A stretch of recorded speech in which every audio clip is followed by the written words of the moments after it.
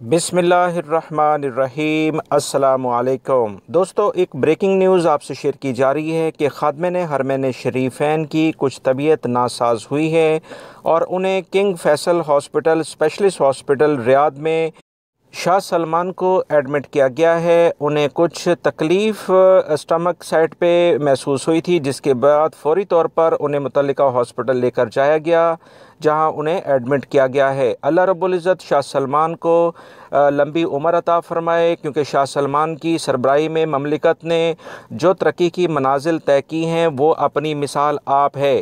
ریاض آج جو بہترین شہروں میں دنیا کے شمار ہوتا ہے، پچھلے 50 سالوں سے شاہ سلمان نے یہاں پر ایز اے گورنر ہونے کے ناطے اور اب ایز اے بادشاہ ہونے کے ناطے جو کام کیے ہیں وہ اپنی مثال آپ ہیں۔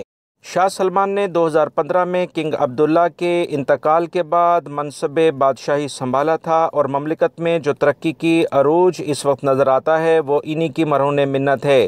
ان کی بے پناہ خدمات کی بنا پر تمام افراد انہیں بہت عزت کی نظر سے دیکھتے ہیں، اور اس سلسلے میں ابھی جو تازہ ترین اطلاعات آئی ہیں کہ ان کی طبیعت کچھ ناساز ہوئی ہے، اسی بنیاد پر انہیں ہاسپٹل میں ایڈمٹ کر لیا گیا ہے۔